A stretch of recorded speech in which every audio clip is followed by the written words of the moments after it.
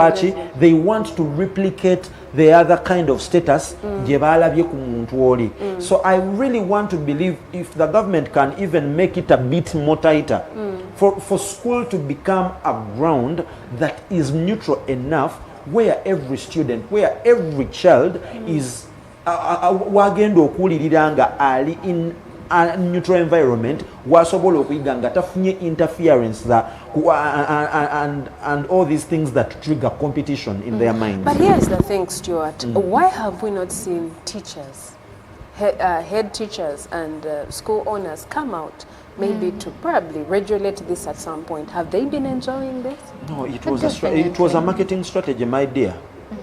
It was a marketing for some school. It was also a marketing strategy because first of all, bebakola prom efanaganako bwetyo.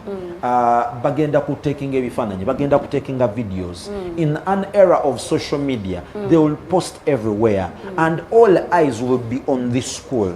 Kakati omuzadde oba omuyizi ajja kutandika okugamba you think this is what happens at school X, this is what happens at this school and in this place, and naye ajja kwagala okugenda. So to me it was a marketing strategy and they were getting out of it. Secondly, abaana bano kyemmanyi when they come in to display all these things from I really want to believe probably this is me.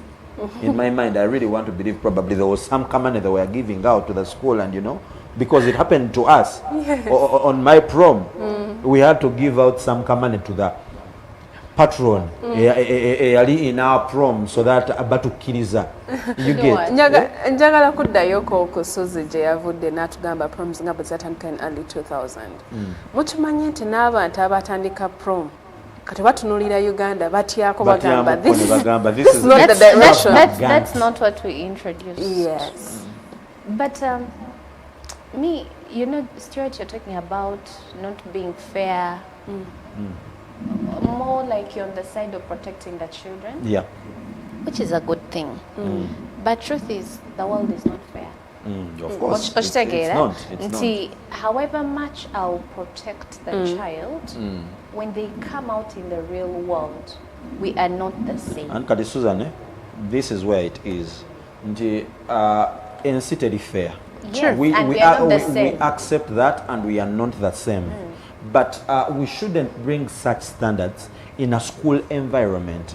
Kubanga yes, omwana agenda kufuluma essomero agende, and we really want to believe ebintu byayigidde mu ssomero bye bigenda okushapinga their outcome bwagenda in the real world. Kakati bwe tutandika okuleeta this luxury out of the world, when tutandika okuleeta all these standards, there is a way they are shaping this child's mind. Yet school is supposed to be, the primary mandate of school is supposed to be learning and studying. Kakati bino ebintu byonna bwe bijja, of course learning includes a number of things. Naye it shouldn't go in the extremes of triggering this child to think a certain way that they are not. Bwe tuli mu kufuna abaana aba ending up mu bufere, bwe tutandika okufuna abaana lwaki they want to replicate a standard that they are not at, ne balowooza nti they will get it in an overnight. Bwe tutandikira okufuna abaana abagenda mu bubbi lwaki bino ebintu byalabye bitandise okutandika okuinfluencinga obwongo bwe, okitegeera. But there is maybe like a student watching us and they're telling us, you know what, you guys on Sunrise Show are saying that maybe we have rich parents or we could be stealing money, but in their mind actually they will be saying that for us, we have been saving this money right from senior 5 and we knew what we wanted to do. Or even before senior 5. So we knew what we wanted to do even before the D-Day. That's just the other side of the story. Isn't it even wiser to save that money for an investment than investing 40 million in just a day from party? Stuart, and images. Our minds are absolutely different. Kwanga, 40 million, I mean, we shall sort that out. Yeah, we shall sort that out after I leave school. But at that moment, the big deal, even when you go back to senior 5 now or senior 3, the big deal is the prom party. Yeah. How will I leave school? I want to close it up. Yes. Gondi, yes. By the way, prom party probably is the big deal. I really want to bring this perspective to our viewer that at the end of the prom party, all you have are pictures and videos and memories. And okay, memories, yes, but memories. There are memories ezikuyamba, ne memories ezitakuyamba. This memory is going to fade in a day. Kakati kankubulire mukwano gwange. Probably in 2017, there is a school that did a prom party, and that was the vogue. Probably the first time a child ever brought a car to school for prom party. Yaliko until someone comes up with a chopper. Kakati gwe memories zo zifedinze. You won't even esteem the so-called memories. Togenda ze esteeminga gwe yaleta Raum oba gwe yaleta C-class Mercedes Benz ku prom party yo. Togenda kuddamu kulaba memories zo as valuable bwolaba kwalese chopper at the seemingly same event. But this is the I case. remember recently an article was released where a parent was complaining actually. Ngagamantino, you could be, as a parent, you could be ngodi bad that I don't have money for tuition or what. Your own child, when it comes to prom, the way they are splashing this money. Even they have a school fees balance. And then another teacher, another parent said on one of the pages that she was talking to one of the teachers. Like even the parents are in awe. And the teacher said, actually some of these kids are involved in certain things. Exactly. Like the Illuminati things. Now these are very young children. They kati omwana watukira ogena in such things. Susan, All in the Susan, ngate tunaba genda even into occultic things because that is an extreme end. Yeah. Naye okimanyi nti omwana in preparation of prom omuwala kigenda kuba kyangu omuwala ono okukkiriza sugar daddy azze n'amukwana kubanga ali before prom kubanga ali mu expectinga nti sugar daddy agenda kumpa sente nange trending for prom kubange waka tata it's like your dad nga tagenda kusobola kufuna sente ezo so omwana ono agenda kufuba okulaba nga afuna sente either way naye afaananeko nga abalala for prom party. This is how they end up doing decisions. Okitegeera nagenda nakkiriza they will go trust me, we were in school with kids who would jump out of the fence, go sleep with men to accumulate money. And these were the kids that had a trend life. Bebali was spending at the canteens. Now sustaining it becomes hard and they have to sleep with multiple men in the name of getting money. Stuart, on that very note, I would like to engage our audience and hear what they have, what their take is regarding this.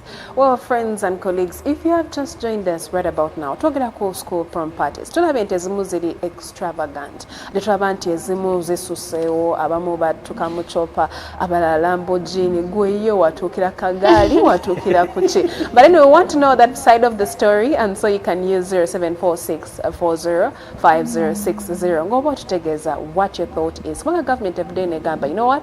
This has to stop. Oba tag us on our social media handles at Promise TV UG on TikTok, Facebook, Instagram, or YouTube. We'll be reading those comments as promptly as they come in. Let's dive back. But yesterday a friend called me. Nangamba Sue, njagala omutunzi. Mangu. And I'm like, what's going on? What's up? Nanga, prom auntie. And I'm like, prom? Nanga, yeah, we want to do prom. Yeah. So they wanted to make a cloth. But the government is stopping this and that. Well, those rules have not yet been implemented. Oh, okay. But when do you need this cloth? Friday. Friday. Because now we have a traditional wear. Katijagenzenga they cannot. It was too late. I mean, people are already engaged. But you know what? I would suggest go hire maybe a Mushanana beautiful. Yeah. A beautiful Mushanana because they're not going to put on these clothes again. Yeah. Your traditional wear, it's again a kudam kujambala. nangamba kale, so let me go and do that. Ningo with a pressure kali ko Olaba, there is a certain artist, Crystal Panda. He's one of the guys ababadeba MCs at all these lavish proms. Hold it there. Nowadays they even hire MCs for nowadays you didn't know that? it's been years. They even bring an artist. Never artists. And by the way, going to be into government we are regulating, so we are going to get to that.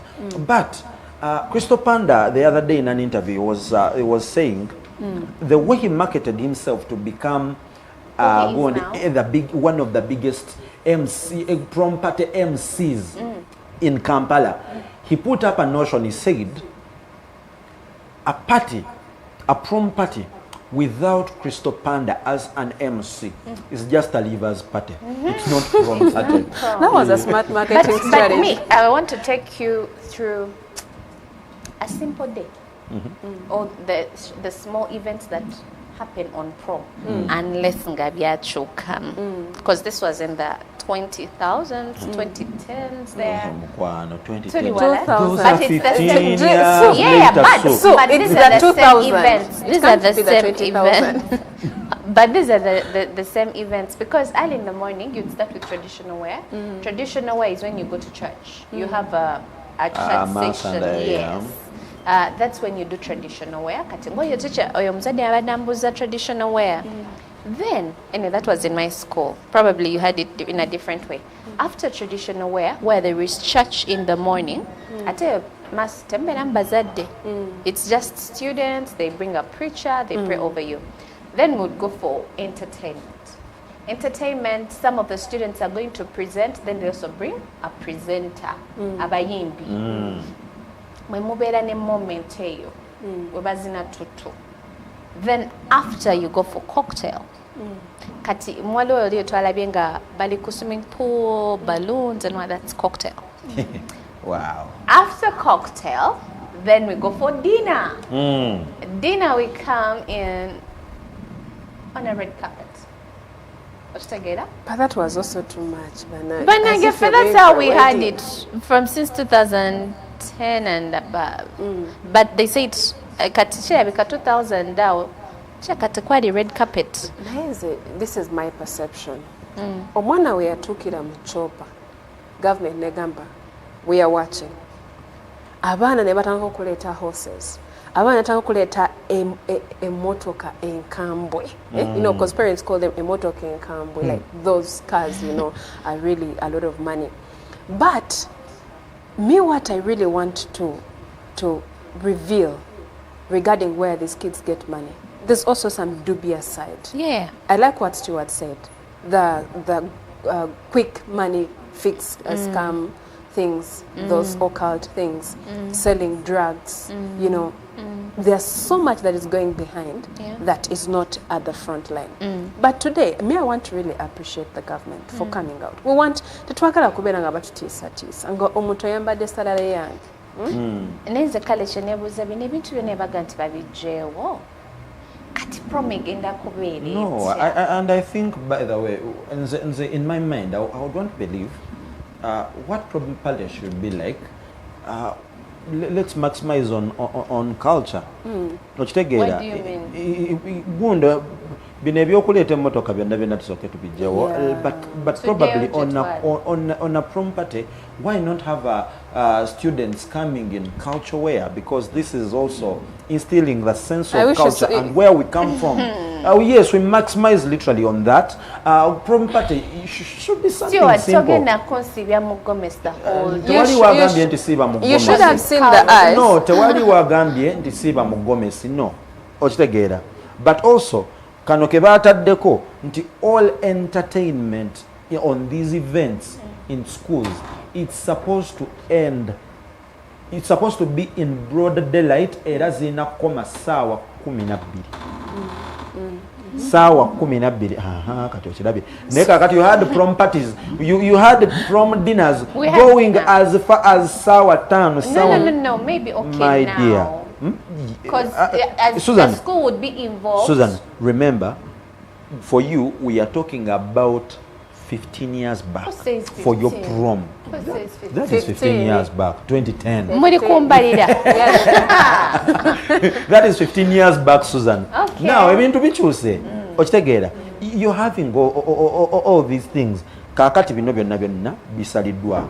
Entertainment ayina kubeera in broad daylight. And the other time we had one of the artists, again, was it in Kisubi? And she was dressed, somehow. One of the biggest lady artists here. N'agenda ng'ayambadde mu ngeri. N'agenda Kisubi, I think was it Kisubi? There was one of the boys' schools there. Ne bamutwala, I think it was Winnie Nwaji. She went n'agenda to that school. And she was twerking with the boys down there. Yeah, but parents complained. And footage was moving, and all these guys were looking in abatali ku prom like banabana babera on the sides. They are all looking in amazement. Bonna bali mu kwegomba because Winnie is there twerking with seemingly was it the president of the prom. You get bino byonna. So government comes out and says omuyimbi yenna gwe mugenda okuleeta. Ministry of Education and the cow for primary and like authorities have to be highlighted by nokusooka okumanya ani gwe mugenda okuleeta. Every school must do that? Yes. But this is the other side of the coin that I want our viewers to know. They may be wondering why we chose school prom parties, but school prom parties stood more predominant conditions than the others. But the other side that also the government put tough measures on is ministry should approve trips outside Uganda. We have seen a child come with a circular at home and say that we are going to Dubai. Trips. And you ask yourself, okay, are they going to become stakeholders in Dubai or it's just the experience? Part of it also is nursery and primary learners are banned from foreign trips, like I'd mentioned. Nursery and primary. Yes. Then schools must notify police on tours. Tulabye abaana abamu nga bafa ku trips, ngo abazadde abamu tebazi approve. Then no school tours for nursery and kindergarten. No school tours? Yes. No school tours. For nursery and kindergarten. Not going to the zoo, not going to... Yes. Omwana natukanaga, they've told us we're going to Maction Falls. How much? 500K ngago. Oh God. No, Maction Falls. Anyway. Tawulidde omuzadde yagambye omwana we babadde bagenda ku zoo nga babasabye gyali emitwalo emeka. Babadde babagambye bagenda Kasese. Emitwalo 4. Ogenda mu National Museum and around Kampala they ask for 200 colors. Like National Museum here in Kamwocha. Friends, here in Kamwocha. Allow me finish. There's also the tough measure is no paying for or bringing food during visitation. I love it. Mukwano. Echa visitation. Waliwo abazadde ababadde bakitutte anochaya. Ng'oyinza okulowooza bazze kukola mbaga ku ssomero. Do you remember the kid that received an iPhone as a success card? Yeah. The latest iPhone with flower banquet with 50K notes. What would the one who received 1K in their success card be thinking? Exactly. Ebyo ebintu byammwe bannaye abazadde temusussa kajanja. Bw'obanga omwana we oyagala kumugiftinga iPhone gimuweere waka negoze ogireese ku ssomero success card iPhone for a success card then yafunye olukumi alowooza eki atafunye alowooza eki. It was just a show off because definitely they don't leave them with the phones. But in some schools already food was not allowed on visitation days because they realized with visitation, they may not check everyone who is coming in. So they realize there's some relatives who would come in, but when they intend harm to the other child. So what they would do, they would tell the parents, don't bring your food, and remember times they even used to share food. So they told themselves, we are not doing that, we are not taking in food from parents, and they would share what they have. I really want to believe that was a smart move. Prohibiting food on visitation days, it was also a smart move. I really want to commend the Ministry of Education. I want to commend Ministry of Education. My decisions on over time, these particular ones were really, really good, and I want to commend you once again.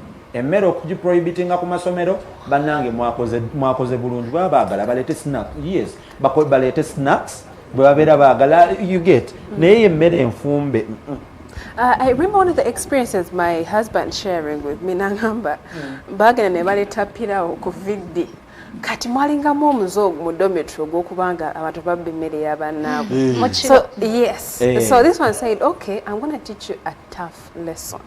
So the guy gets spirit and pours in the pilau. And what spirit are you talking about? Spirit of the hair. We know after methylated spirit. That one. Abana tebasisema. Atogeza kubba mmere. Kati ye yasalawo n'afiirwa pilau we.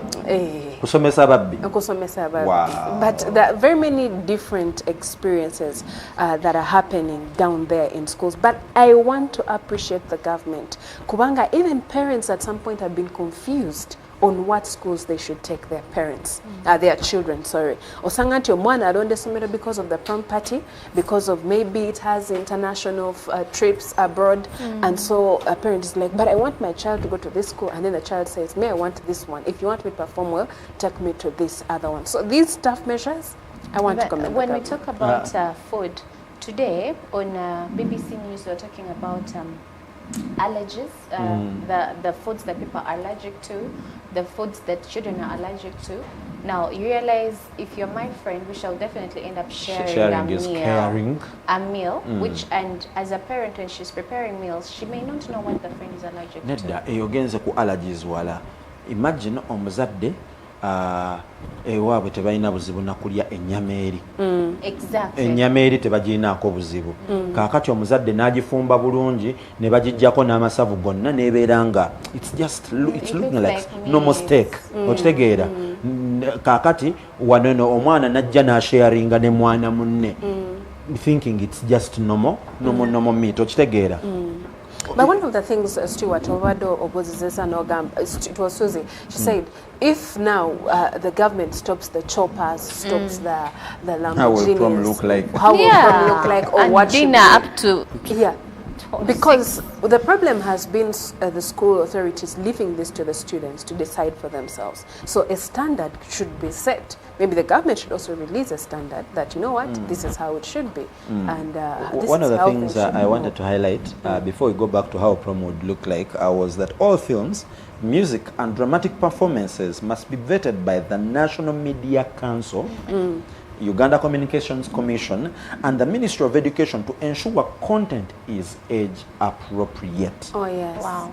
Kubanga kakati gwera ba performance ngeyo je twa mentioninze ey'omuyimbi oyo yagenda ku ssomero. If you can look at the way she was dressing. But very many female artists have been turning up like that. And you turn up in a school that has that has kids underage. Of course, we are talking about a school that has kids as old as 13. Yeah, but it's the school's responsibility. Because I've seen schools where they know there are certain artists that we do not welcome in our school. Yeah. Like they have chosen particular artists, and maybe some of them have stuck to only the male because they know males are always decent when it comes to presentation, when they come to present whatever they have to present, unlike the ladies. So some schools had already decided we do not invite such people on our events or these particular musicians because of their kind of dress code. Nayo kimanyi nti wawona amasomero agabadde gakisisiza on VDs having visitations twice in a term. It is stressful because very true. The essence of visitation is to see your child and look at their performance. But a child would be there and Baba is somewhere girly and they're like food is in the car, food, you know. So a parent having that ample time with their teacher to talk about the performance of their child was losing its value. Ogambia 2 visitation days. Abasomero gabadde gabeera ne multiple visitations. It's now limited to only 1 in a term. I think it's going to be a bit hard. Let me give you an example. I know of a school where, you remember when it comes to secondary, we have O level and HS and A level. Then they could do, because the children are many, they could do a visitation for every 2 classes or every 3 classes, that maybe senior 1, 2, and 3, they're having their visitation day on this particular date. Then the other will be from senior 4 to HSC. So it might be hard to limit it to 1. Oh yes, that's true. But moving forward, these measures are good. If we can, just in a few, I feel things like children standing for some positions in school on political party cards has been more like instilling them some form of like rebellion, or instilling some indirect kind of choice. Me, I'm of the red card, me, I'm of the yellow card, me, I'm of the orange card. So a child grows from primary to secondary with that kind of mindset. And you see, on that same note, abazadde babadde batandise okitekinga somehow higher kubanga jukira omuzadde abeera ne political values and their preferences nti nze ndi wa side gundi ndi wa kibiina kifaanaganako bwe kiti kaakati abazadde and some parents munnange they are too supportive to the parties where they belong, that they would want to even take it to a school. So omuzadde akitwala nti omwana wange yesimbyeo ku bwa head boy effe tuli ba kibiina gundi era tugenda tumusupporting. So that's how you'll find a child putting on a certain color of a beret, a certain color of a beret on their posters, and you know bino bitandika okuleeta a certain kind of contention even within the students mu baana mwennyini nyini. So do you mean that in schools already there are political parties? No, it's not like political parties, but also for the schools to make it like real, until we are into real the election process and probably campaigning. Probably they would allow some of them to say fe tuli bagundi bweti kakati abazadde they would take it a notch higher, printing posters of kids nga bambadde certain colors, and you know bino ebintu birina engeri gye bishapinga abaana. I remember for us we didn't have such things in school growing up. Naye there was a way how omwana olwokuba ewaka abazadde bawagira kibiina gundi kakati nga ne ku ssomero omwana ono naye die hard wa ekibiina ekyo kakati nga we would even have contentions okitegeera nti ffe tuli ba kibiina gundi yasinga nti gundi yasinga president gundi MP gundi yasinga even na mu time ya kalulu. That's in primary. Yes. Primary, as early as primary. Kakati right now it had been taken a notch higher. Nti ba printing a post omwana ayambadde kala bweti ffe tuli ba gundi bweti, and you know the way. What happened to the school uniforms? No, nedda like no sigamba nti gundi yonna bagyeko school uniform naye oli ayambadde beret okitegeera ayambadde beret eya color you get. So it was by the way bringing instability, but akalala akanyumiddemu no more engaging pairing up students and behaving in romantic like behavior on school events. No, that's not dates. That's why I told you, how is this thing going to be like? It's going to be boring. No, but kati mutandika okubeera innovative mufune engeri endala gye mugenda okufaananyamu events zammwe naye bino ebyokupairinga for students to look like they are already married in school. But these are my last thoughts as we are drawing towards the close of the show. School has to be a neutral ground and not a place whereby a child comes to show. For us, we come from a wealthy family. For us, we come from a humble background. I mean, now it's high time for school authorities to be involved in these school patches. But also, I want to appreciate and commend the government leveraging the gap. I mean, if you're saying certain students or children or pupils are going to Dubai for a trip, what about those who are not going? Who cannot afford and who cannot afford? Who even do not have any chance of having a passport? Yes, by the way, at the end of the day, what is it exactly that you're going to take the students to do in Dubai? What is it? They're going to explore. To explore. Yeah. So I know for you. But I thought school is supposed to be a place of learning. It's a learning, exactly. Nchi kyagenda okuyigayo. in exploring. You want to mean that there is nothing to learn in Dubai? There is not. Are there chibayamba chitya in their learning process in Dubai? They need to explore. They need to explore. How does exploring Dubai help? Still, you don't even need to go any further. You know that Sue is a lifestylist. So those things cannot be suppressed. Okay. Anyway, it's okay. You look at me as a bad parent. Okay, give us your last thoughts. If you can afford, it's okay. But I'm also happy. I'm waiting. I can't even imagine how next year's prom is going to be like after all these things have been set up. I mean, no date. Dinners go up to 6 p.m. I bet that's true dinner. To a podcast. I was listening to a podcast, and someone was saying in their school, what they will do, considering Leavers Party, all they would do, Baba Fumbira chicken. Baba collect the Leavers Party. The candidate class would eat chicken that day, and Ngamuchimanya, that is now Leavers Party. But I think that was really a very good move for the government. So, and I think this is my last shot on all this. As that day, I think kino kigenda kuyamba amasomero okuddayo okubeera a place of learning and not a place of competition and not a place of showing off. Yeah. Essomero, the primary role of a school is kuyigiriza mwana, kugunjula mwana na kumubangula. Si kifo wagenda okulaga okugagga, wagenda okudisplaying everything. Some of these students, they are not even good at their studies, or they can really display wealth. Bino ebintu by'okubanga abaana babadde beeyisanga abafumbo within a school nawe bigenda koma. So I really want to commend the Ministry of Education for these new standards. Wow, thank you so much. President Katalawe si yange yokujjako akantu njiwa. Kubanga kulabira nga president. Neewo ino kuyambira. President abana abayambi. But thank you. Nkalabye ne ngamba wange president waffe tekamuluma. Thank you. Anyway, but it has been an interesting discussion and very informative.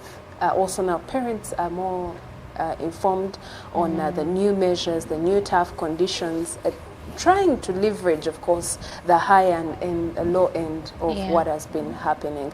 And I want to appreciate our audience for being very participative and very vigorous. But anyway, for us, we want to sign off right here and right now and say bye-bye for now. Coming up is the kindergarten. Welcome to the Sunrise Show. My name is Angel Walker.